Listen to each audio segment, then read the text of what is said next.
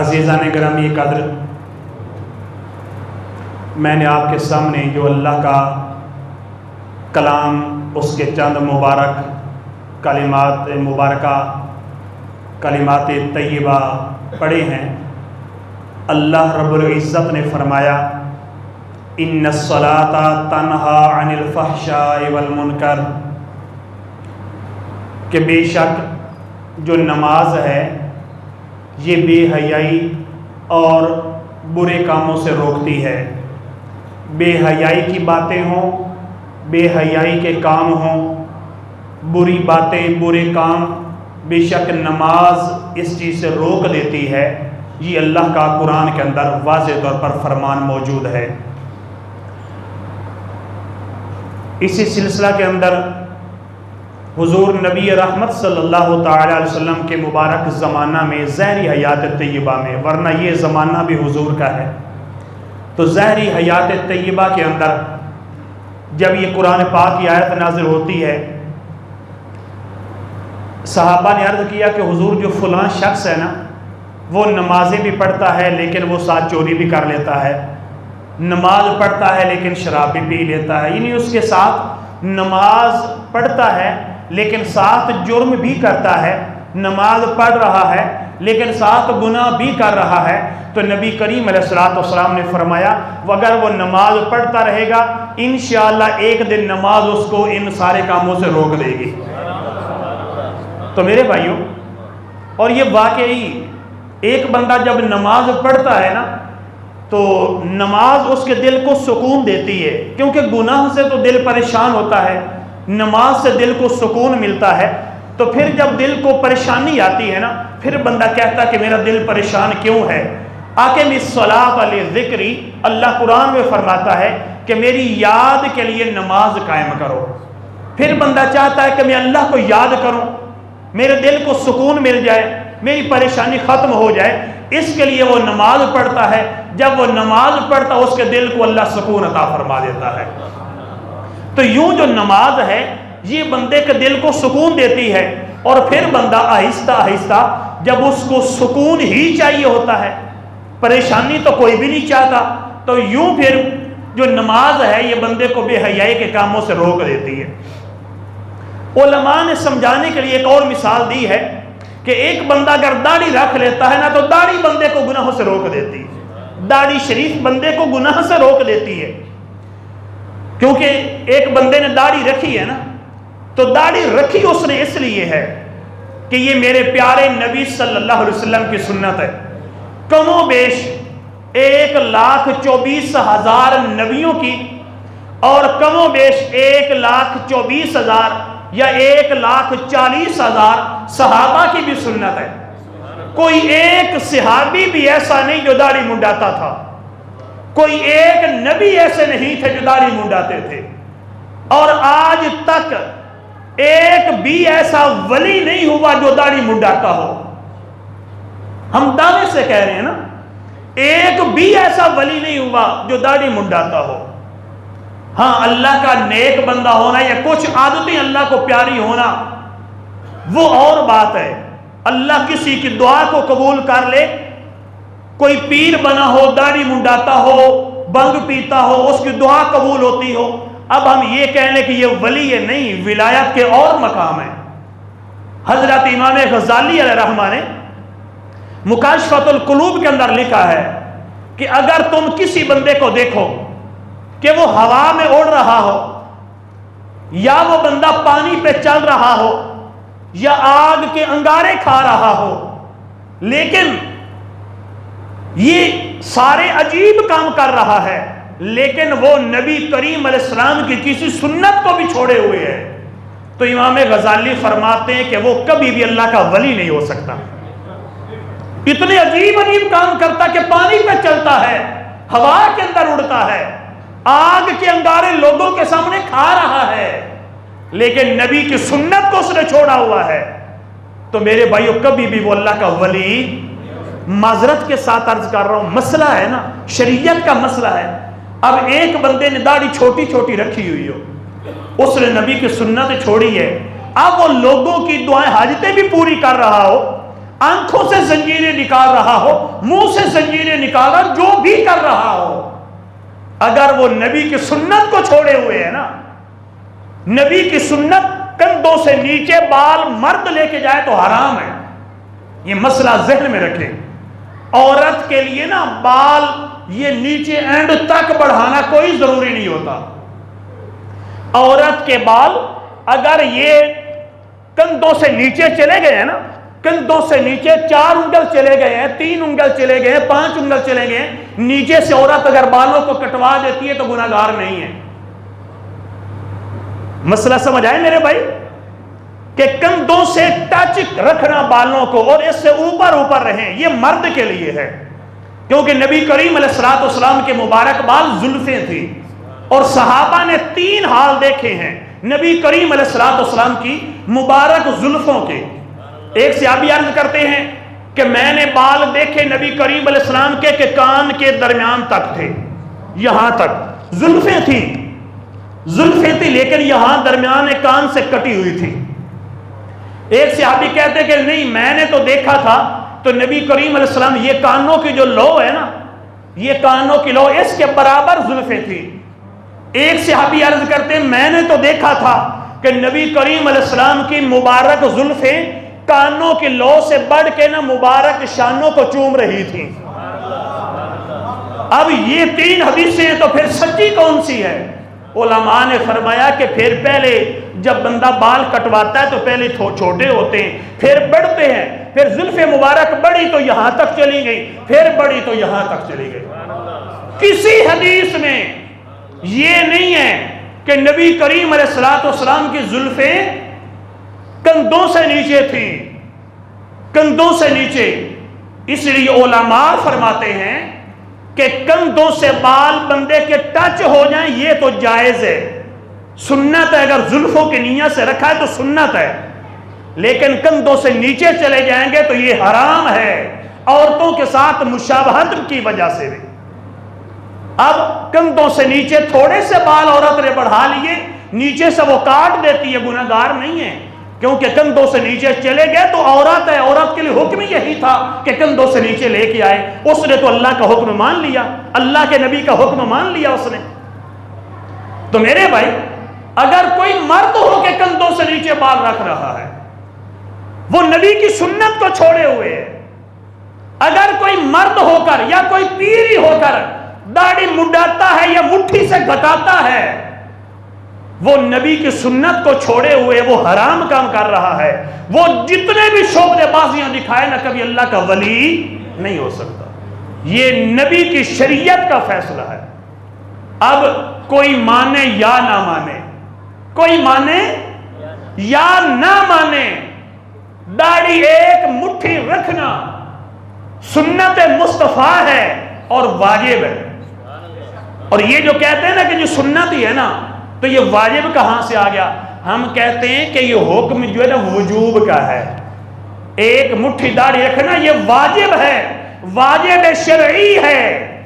امام احمد رضا خان رحمت اللہ تعالی علیہ، آپ نے ایک مٹھی داڑھی واجب ہونے پر، ایک مٹھی داڑھی واجب ہونے پر 18 قرآن کی آیتیں، 60 حدیث آف ہولی پرافٹ صلی اللہ علیہ وسلم، 60 نبی کریم علیہ السلام کی حدیثیں، اور علماء بزرگان دین کے 72 اقوال پیش کر کے ایک کتاب لکھی، لمعۃ الضحیٰ فی اعفاء اللحیٰ.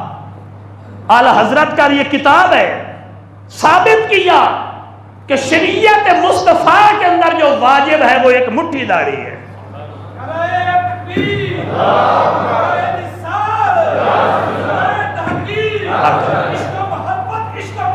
اعلی حضرت تو میرے بھائیوں، اب ایک بندہ اگر داڑھی منڈاتا ہے، اگر وہ نبی کا عاشق ہے نا، وہ اتنا تو ضرور مانتا ہے نا کہ یہ میرا گناہ ہے. سنت نبی کی داڑھی رکھنا ہی ہے. اگر ایک بندہ مٹھی سے چھوٹی رکھ رہا ہے نا، تو اس کے دل میں بھی اگر نبی کی محبت ہو تو وہ یہ بات کا یقین رکھے کہ میں حرام کام کر رہا ہوں، نبی کی سنت مٹھی پر داڑھی ہے، میری غلطی ہے کہ میں نے چھوٹی رکھی ہوئی ہے۔ اب یہ میں نہیں کہہ رہا کہ وہ منڈا ہی دے، نہیں، میں یہ نہیں کہہ رہا، میں تو یہ کہوں گا کہ وہ جب ایک پوٹا بڑھا لیے 3 اور ملا دے، جب رکھ ہی لی ہے تو نبی کریم علیہ السلام کو راضی کرنے کے لیے داڑھی پوری ہو جائے، سنت سرکار راضی ہو جائیں گے۔ جب خسرو پرویز نے نبی کریم علیہ السلام کے پاس اپنے قاصد بھجوائے تھے نبی کریم علیہ السلام سے کسی معاملے پر بات کرنے کے لیے، تو جب نبی کریم علیہ السلام کے پاس آئے نا، وہ رب اللہ کو نہیں مانتے تھے، وہ رب خسرو پرویز کو مانتے تھے۔ جب وہ سامنے آئے، مونچھیں بڑی ہوئی تھی، داڑیاں منڈی ہوئی تھی، نبی کریم علیہ السلام کے چہرے پہ ناراضگی کے آثار ہوئے۔ نبی کریم علیہ السلام نے چہرہ پھیر لیا ناراضگی سے۔ انہوں نے کہا کہ کیا وجہ ہے؟ نبی کریم علیہ السلام نے فرمایا کہ یہ شکل تمہیں کس نے بنانے کا حکم دیا ہے؟ غصے سے سرکار نے فرمایا کہ ان کو مسلمان نہیں تھے، وہ تو کافر تھے، اللہ کو رب بھی نہیں مانتے تھے، پہلی مرتبہ سرکار کے سامنے آئے ہیں اور دوسرے ملک سے سفر کر کے آئے ہیں اور سفیر ہیں۔ نبی کریم علیہ السلام نے فرمایا کس نے تمہیں یہ شکل بنانے کا حکم دیا ہے؟ تو انہوں نے کہا کہ ہمارے رب خسرو پرویز نے ہمیں حکم دیا ہے۔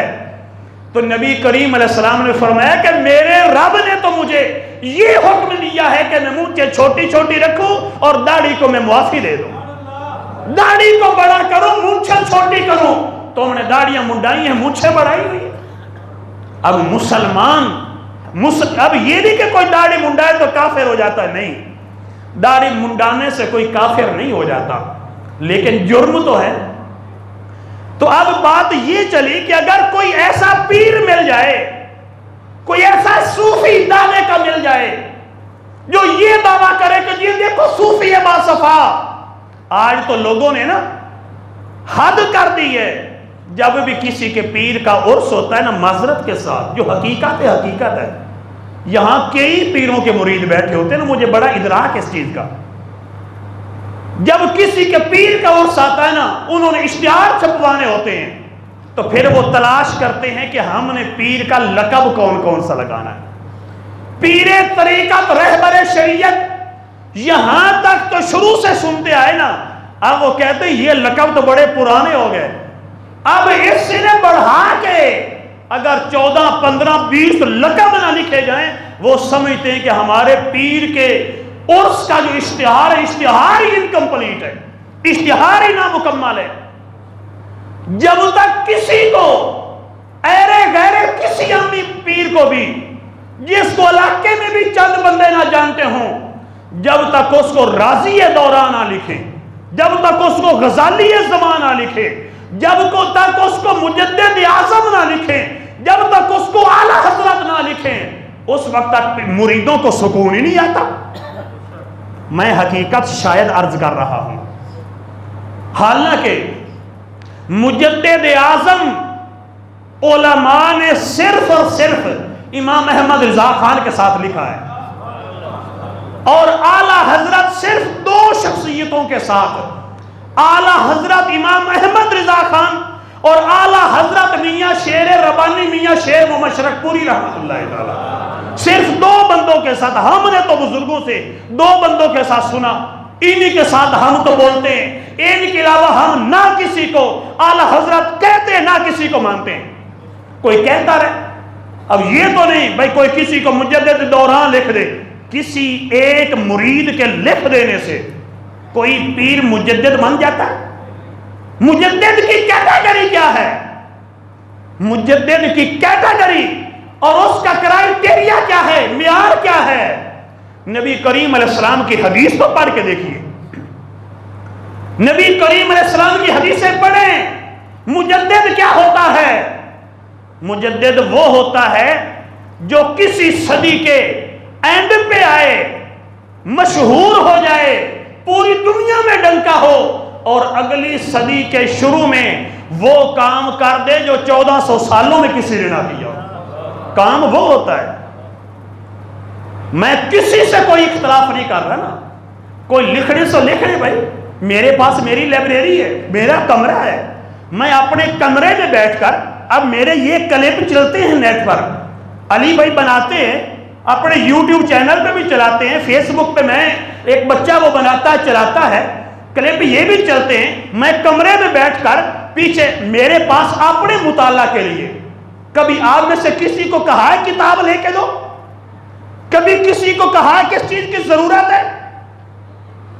میرے اپنی لائبریری میں میرے ذاتی مطالعہ کے لیے 10 لاکھ کی کتابیں رکھی ہوئی ہیں، الحمدللہ۔ اب یہ جو آپ کے سامنے بولتے ہیں نا، کیسٹ سن کے نہیں آتے، زندگی میں کیسٹ سن کے تقریر کی نہیں، کتابیں رکھی ہیں۔ اب یہ جو پیرو ان سے پوچھے نا بھائی کتابوں کے نام تو بتاؤ۔ اب ایک بچہ بھی مجھے، جب میں صبح پیریڈ پڑھا رہا تھا، میں ڈیوٹی کر کے آتا ہوں، 11:15 بجے ڈیوٹی کر کے میں وہاں سے نکلتا ہوں، پڑھا کے پیریڈ 6 پیریڈ میں صبح پڑھا کے پھر آتا ہوں، اور جب میں واپس جاتا ہوں مغرب کے بعد 2 گھنٹے کی پھر میری کلاس ہوتی ہے، میں وہ بھی پڑھاتا ہوں۔ بچہ پوچھتا ہے استاد جی کوئی بڑی کتاب کا نام بتاؤ۔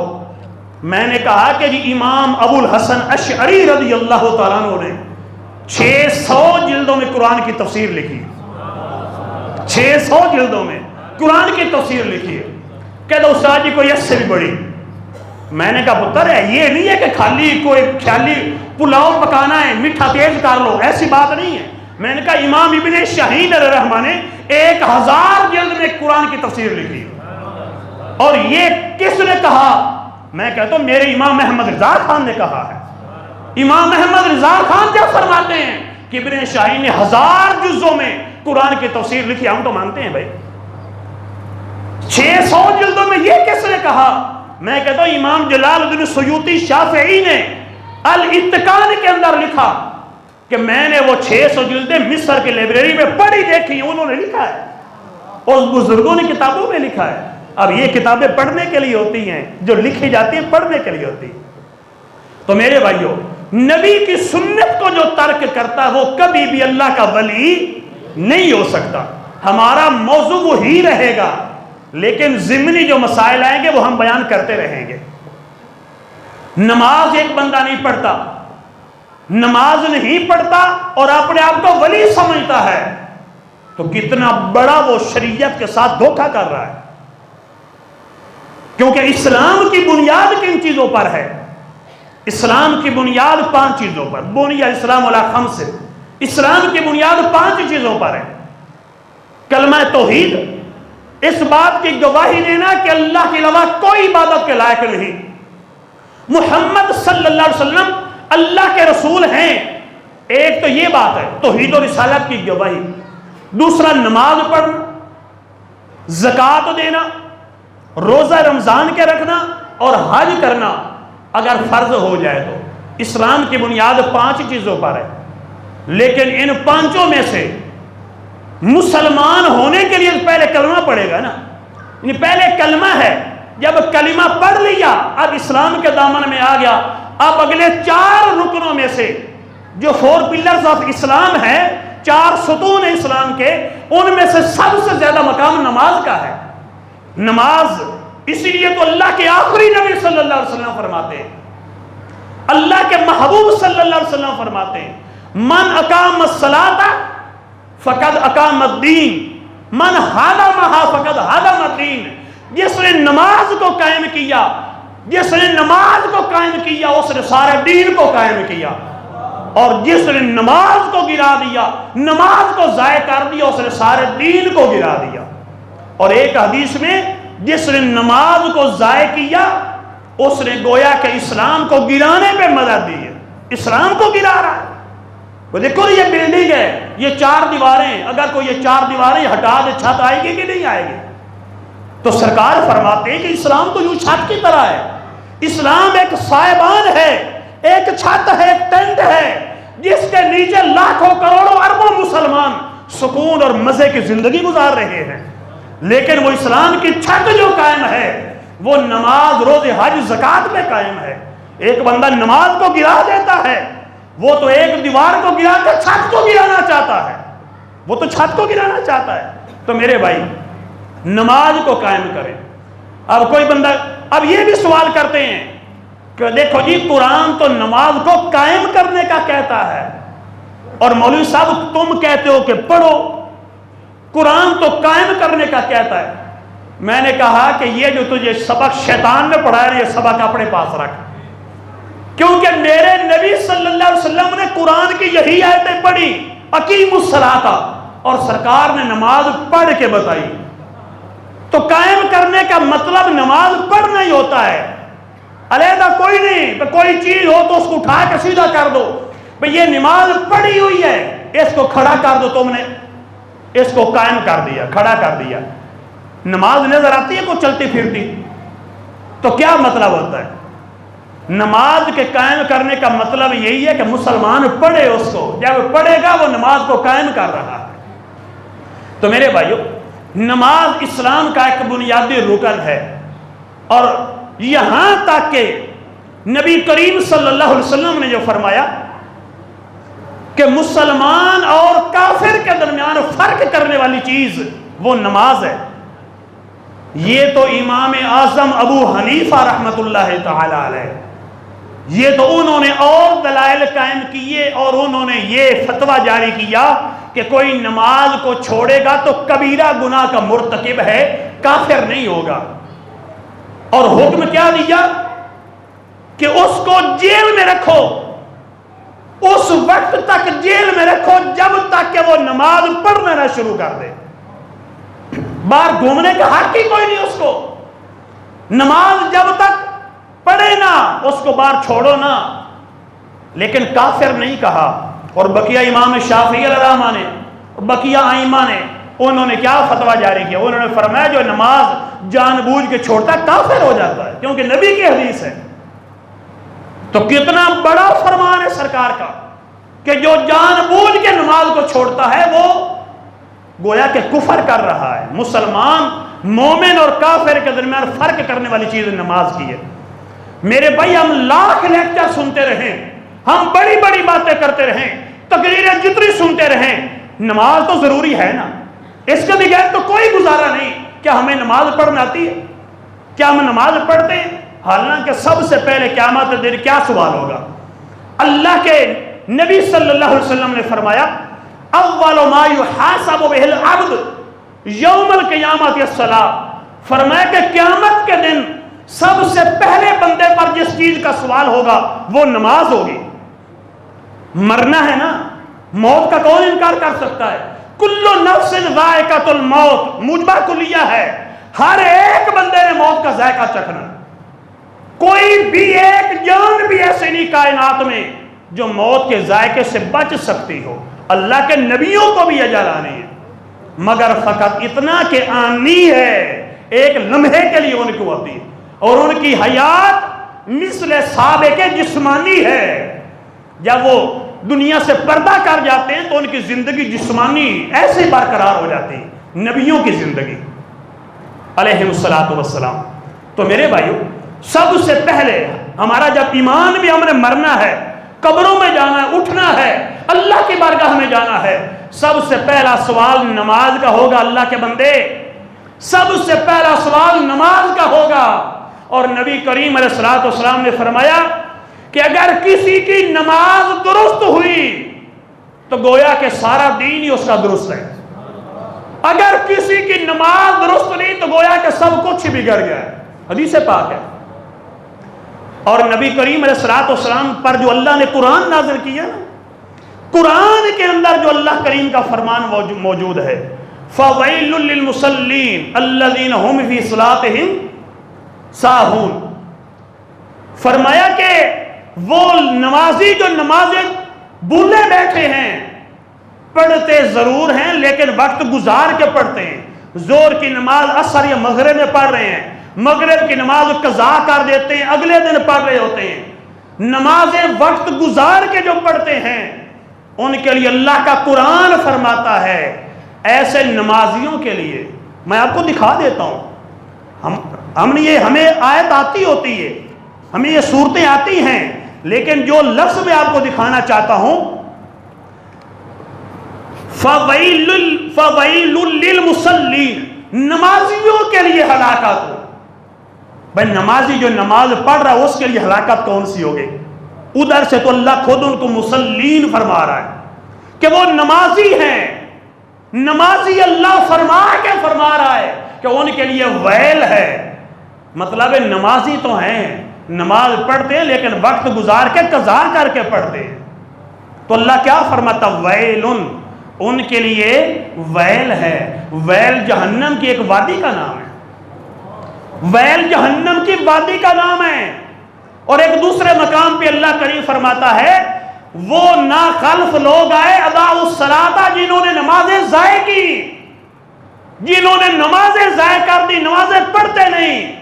یلقون غیا، اللہ فرماتا ہے کہ وہ جب مریں گے تو وہ غی کا جنگل پائیں گے. غی کی وادی، غی کا جنگل پائیں گے. غی کیا چیز ہے؟ جہنم کی ایک وادی کا نام ہے. بے نمازی غی میں جائیں گے. غی جہنم کی وادی ہے. اور حدیث پاک میں ہے کہ یہ وہ وادی ہے، اس کے اندر ایک کنواں ہے. ایک کنواں ہے جس کنویں کا نام ہب ہب ہے. کنویں کا نام ہب ہب ہے. اور حدیث پاک میں ہے جب جہنم کی آگ بجھنے پہ آتی ہے نا، اللہ اس ہب ہب کنویں کا دروازہ کھول دیتا ہے. ادھر سے اتنی پھر تپش لگتی ہے نا کہ جہنم کی آگ پھر بھڑکنے لگ پڑتی ہے. یعنی جہنم کی آگ بجھنے لگے تو اس کو زیادہ مچانے کے لیے اللہ ہب ہب کنویں کا دروازہ کھولتا ہے. تو ہب ہب کنواں کتنا ہی خطرناک کنواں ہوگا، کتنا سخت عذاب والا کنواں ہوگا. تو حدیث پاک میں اللہ کے نبی صلی اللہ علیہ وسلم نے فرمایا اس کنویں میں ماں باپ کو تکلیف دینے والے ڈالے جائیں گے، نمازوں کو چھوڑنے والے اس کنویں میں ڈالے جائیں گے. کیا یہ اللہ کے نبی کے فرمان ہماری آنکھوں کو کھولنے کے لیے کافی نہیں؟ ہم پھر بھی نمازیں چھوڑیں، ہم پھر بھی بوڑھے ماں باپ کو ستائیں. کوئی بندہ غور تو کرے کہ یار مر جاؤں گا، ماں باپ کو پیسے کے لیے تنگ کر رہا ہوں، اپنے پیسے کو ماں باپ سے پیارا رکھ رہا ہوں، میں پیسے کی وجہ سے ماں باپ کو دھکے دے رہا ہوں. مر جانا ہے، پیسے نے کون سا قبر میں جانا ہے. لیکن مر کے اللہ نہ کرے، اللہ نہ کرے، اللہ محبوب کی زلف کے صدقے ہمیں بچائے. اگر غی کے جنگل میں کوئی ڈالا گیا ماں باپ کو تکلیف دینے کی وجہ سے، ماں باپ کو ستانے کی وجہ سے، نمازیں چھوڑنے کی وجہ سے، اگر ہب ہب نامی کنویں میں کوئی ڈالا گیا تو اس کا انجام کیا ہوگا؟ کوئی آسان کام ہے؟ بندے کہتے جی دیکھ لیں گے.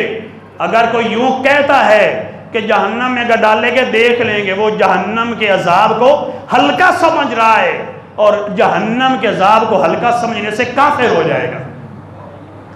اللہ کے دین کے ساتھ مذاق نہ بناؤ، اللہ کے دین اور احکامات کا ٹھٹھا نہ بناؤ. اللہ کے احکامات ہیں، اللہ کا فیصلہ ہے، اللہ کی حدیں، تلک حدود اللہ، یہ اللہ کی حدیں ہیں. فلا تعتدوا، ان کو نہ پھلانگو. جو اللہ کے احکامات ہوتے ہیں یہ اللہ کی حدیں ہیں. جب ایک ملک کی حد کراس کر کے، سرحد کراس کر دوسرے ملک میں جائے نا تو بڑے چانس ہوتے ہیں اگلے شوٹ ہی کر دیتے ہیں. جو جاتے ہیں نا یہ ڈنکی لگا کر، ان سے پوچھئے کہ جان کے کیسے لالے پڑے ہوتے ہیں. وہاں تو بچنے کے، داؤ لگانے کے چانس ہوتے ہیں نا، لیکن اللہ کو کوئی داؤ لگا سکتا ہے؟ تو اللہ کی حدیں اگر کوئی پھلانگ رہا ہے، اللہ کی سرحدیں، احکامات جو ہیں، اللہ کے احکامات کی جو حدیں ہیں، اگر ان کو کوئی پھلانگنے کی کوشش کرتا ہے تو کیا اللہ کو وہ ناراض نہیں کر رہا؟ اگر اللہ کے حکم پہ عمل کرنا ضروری نہیں تھا تو اللہ نے حکم کیوں دیا؟ نعوذ باللہ، اللہ کے حکم کو فضول ہے؟ وہ رب ہو کر فضول باتیں کرتا ہے؟ نہیں، ہمارا رب نہ فضول بات کرتا ہے نہ جھوٹ بولتا ہے، اس کی ہر بات سچی ہوتی ہے. وَمَنْ أَصْدَقُ مِنَ اللَّهِ قِيلًا، اللہ سے بڑھ کے کوئی بھی سچا نہیں ہو سکتا. تو میرے بھائیوں نماز کی پابندی کریں. اب دیکھیے سورہ مدثر کے اندر اللہ کریم کیا فرماتا ہے. سورہ مدثر کے اندر اللہ کریم فرماتا ہے، اللہ کریم نے فرمایا کہ جب جنتی جنت میں چلے جائیں گے، جہنمی جہنم میں چلے جائیں گے. یہ سورہ مدثر کی آیت نمبر 39 سے یہ بات شروع ہو رہی ہے. جنتی جنت میں چلے جائیں گے، جہنمی جہنم میں چلے جائیں گے. اس وقت فی جنات یتساءلون عن المجرمین الا اصحاب الیمین فی جنات یتساءلون عن المجرمین.